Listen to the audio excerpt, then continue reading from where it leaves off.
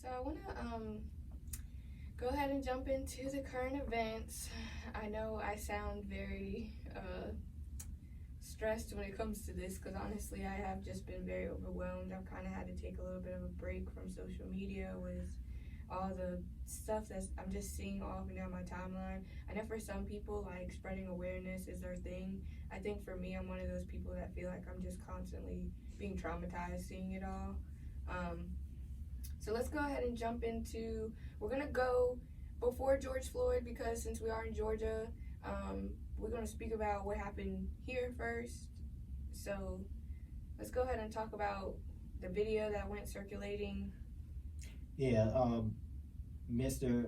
We want to give a shout out to the condolences to the family of Ahmaud Arbery, as well as Mr. George Floyd. Mr. Arbery, a 25-year-old black man, was jogging, trying to get his exercise in Brunswick, Georgia. As you can see in the video, that there's two white men, racist white men, gun him down. For what reason? It's no reason. It's no reason behind it. You know, it's no other way. Other than just being a racist. Yeah, I mean that's it. That's pretty much it. I don't know necessarily that. Obviously, that stirred up a lot of emotion. That stirred up a lot of things for a lot of people. But as we go in the second issue, or the second time this happened, was for Mr. Floyd.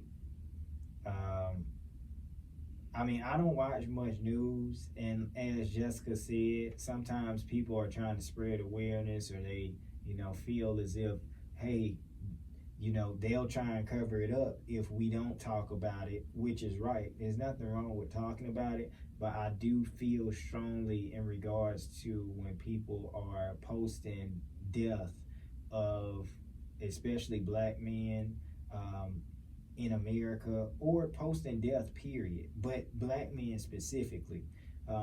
It is traumatizing to some. We have to remember some of our kids may have, depending on the age of the parent, our kids may be on social media. They shouldn't have to, just like you wouldn't want to grow up with your children, seeing dead bodies and seeing people get killed. Nobody wants that.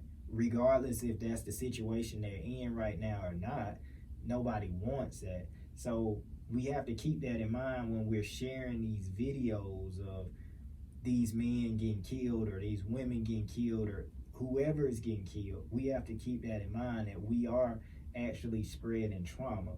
I'm definitely not saying that we shouldn't speak on it, because if we don't, they'll try and cover it up. We do know that. However, it has to be a better way for us to do it without, because I won't even look at it. To be honest, I haven't watched the George Floyd video, and I didn't even watch for Mr. Arbery. I don't look at that. I'm completely against it, and I don't want that still picture in my head. However, obviously I've seen the picture of the cop with his knee all in Mr. Floyd's neck, which ultimately was, and another video just came out showing that they were beating him up inside of the car, yeah. Prior to them sitting him outside, which is just excessive. It is no excuse, and I'm completely behind whoever's on that, saying that it's no excuse for that anywhere, not only just in America, but especially in America. You shouldn't treat people like that. So something has to happen. I'm not even of the factor of saying, hey, they need to be charged with murder and all of that, which is 100% fact.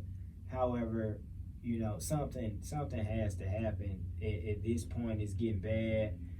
I've had my run-ins with the police at times, where there's just traffic stops, nothing too big, but it can always turn into something, me being a black man. So I'm obviously keeping that in mind, and I want our fathers as well as mothers to keep that in mind as well. When things like this happen and it's spread around in the media, it makes us angry. It also makes us fearful, for some. I'm not fearful, but I can understand with a lot of people being fearful for their lives, because we're seeing it almost every week now, where it's somebody else. There's somebody else, and the list just keeps stacking up. And that's where it's like right now, enough is enough. I think I'm one of the people that I feel like it doesn't instill fear in me, but it definitely worries me, because with having a black son, like, I don't want to have to worry more than I already do. Like, when you have kids, you already are like, you hope they don't get into anything, you hope nothing happens to them, to more than you think about your own well-being. So I don't want to have to send my child out into the world and have to worry that the people that are supposed to protect and serve are potentially harming, your loved one. I don't like it.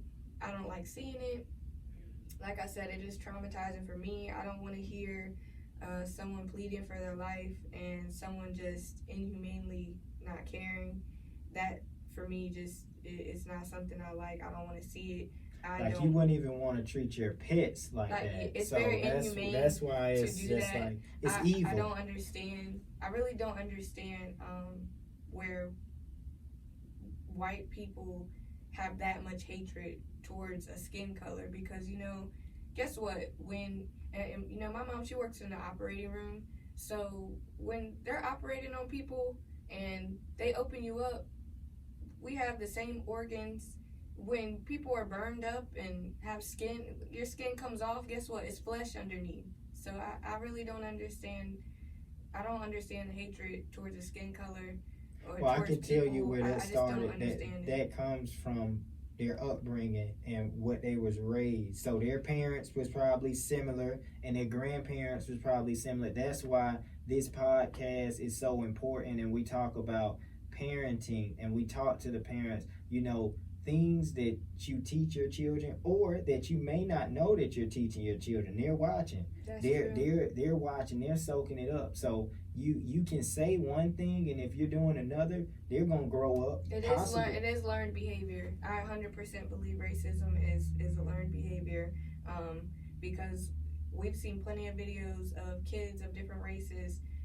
They don't have any ill will towards each other because of the skin color. They just want to be friends. They just want to play. They just want to have a good time. That is something that is taught, and if you are a parent that is teaching that to your child, I 100% believe that you shouldn't have children doing something like that, because it's not right.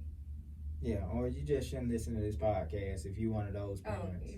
Because we like to talk on. We like to speak to the parents that's teaching on love, that's teaching on learning, that's learning themselves, and that's just trying to do group economics and be better for their families and build a legacy. I do feel like it's important. I want to say one thing that I've learned, and I listen to Derek Grace, and he has a unique, unorthodox type of way that he delivers, because he's raw and uncut. People can look at him and see one thing, but if you actually get to know him and understand, read his books, see how he does. He's been homeschooling his kids since they were little, and now he teach tactical self-defense classes with guns and all. The thing is, the only difference between the police and us is they have a license to carry, and even if we have a license to carry, we can't use it against them, as they sometimes qualifies them to be able to use it against us. Sometimes they can abuse their power. A lot of times we not even ready for any kind of combative war, regardless of how angry we might be, because we don't know any tactical ways of attacking or shooting or anything. So I would say, for all women, men, learn self-defense classes, go to the gun range, because at the end of the day, you want to be able to protect yourself and your family, and that's against whomever, whenever. We're not going out looking for any harm. Again, we move in peace, but if it's either you or me, we have to protect us. I have to protect my family and my home. So that's my only advice that I would say to all the parents that may be worried. Let's just dive in. What's the issue? How can we may not be able to prevent it, but we can prepare for it.